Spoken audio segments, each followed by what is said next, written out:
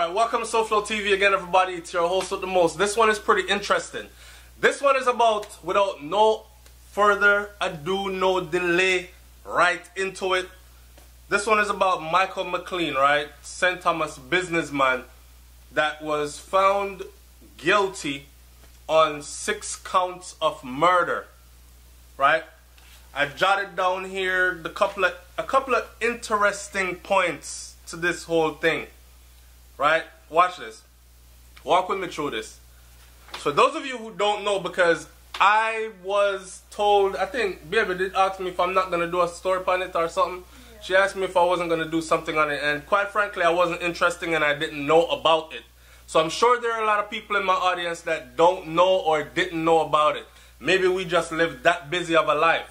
But now that it's come to the forefront of the newspaper again, all the major newspapers are carrying it, and this businessman has been found guilty of 6 counts of murder. It's very rare in Jamaica that you hear something about businessman found guilty of. Usually you hear businessman charged with murder, businessman gets off. Right? So, and then the details in this story. So here it goes. St. Thomas businessman Micheal Mclean found guilty for killing family of 6. That family of 6 included 2 women and their 4 children. He will be sentenced April 12th of 2018. This trial lasted 5 weeks. This incident, though, took place 12 years ago.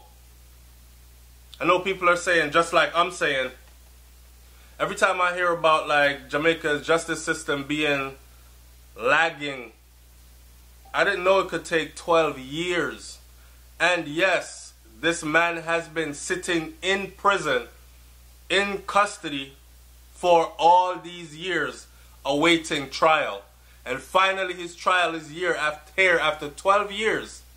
5 weeks of trial, and he's found guilty of 6 counts of murder. Something very interesting in this murder trial, or this case altogether, right? I'm going to bring it out in a minute. Watch this. 15 witnesses and mainly circumstantial evidence is what was used to put the guilty verdict on Micheal Mclean, the businessman from St. Thomas. 15 witnesses. You're asking, what did the 15 witnesses witness? All circumstantial evidence. They didn't witness anything. I said, damn, all circumstantial evidence from 15 witnesses?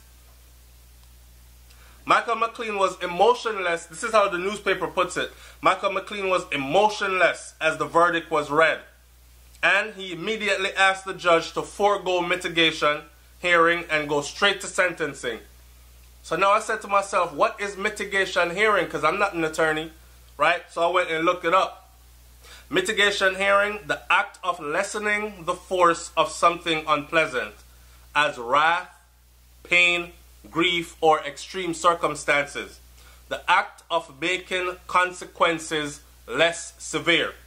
So I guess at this point in his trial, you've been found guilty on all counts of this 6 counts of murder, and you will be sentenced on April 12th, 2018. See you back in court then.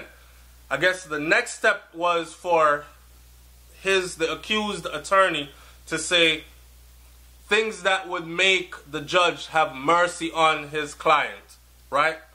To make the sentencing or make the consequences less severe. Take into consideration, judge, that my client had some mental issues and this and that and that and the other. Well, the accused immediately said, forego all that, just go straight to sentencing. The judge immediately told him that that's not how the system works. We're going to go to mitigation anyways. That means they want to hear the mitigation, right?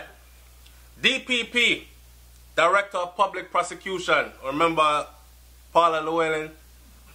Alright, Paula Llewellyn has been in some very Big up to Paula Llewellyn. I mean, she's the first woman to have ever held this position right here. Just like Portia Simpson was the first prime minister female for Jamaica, the only one since, right? So people hold her in high esteem. But she's been a part of some very controversial, very shady business dealings, to say the least. Me looking in from the outside, right? All right. None of beat me now, you know. This is just walk with me, because this gets very fishy. Watch this. Paula Llewellyn gave her two-piece, and she said that this was the worst case she's ever seen in her 30 years. And I could imagine so, because this case involved, remember, Micheal Mclean denies any involvement in any of these killings, even though there were stories that after the mothers, when Micheal Mclean was last seen with the 4 kids riding in his car, those are some of the evidence, that circumstantial evidence. People testify, said them see him with the 4 kids riding in the car. They saw him with the mother, and then him come back with the kids, and the mother was missing, right? And then by the next day, the kids were missing too. So I could see how that could lead up to that, right? A tale. This reads like a movie. This case, a tale of sexual impotence. Them said the man body stop work, and one of the girls took him to what she called an obeah man. The obeah man gave him something to drink, right? And he's saying that him think stop work because of the thing that the obeah man gave him for drink. So he blamed it on her. Now he must make some blood sacrifice in order to get him sausage to work again. And this is what Paula Llewellyn said in court, that this was his blood sacrifice in order to make his pianist play again. Right? Now this part struck me. Micheal Mclean was also a deportee.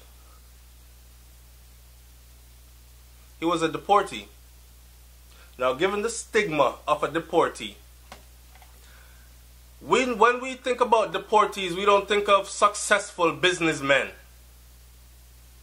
Right? We normally think of a burden to society, criminal come back again. We normally think of, or you go overseas and run away and get catch and them dip you. That kind of stuff. We don't normally think of a successful businessman. That's not the first thing you think. It's just like when them say terrorists. You normally think of... Let me stop. 2 women, their 4 children.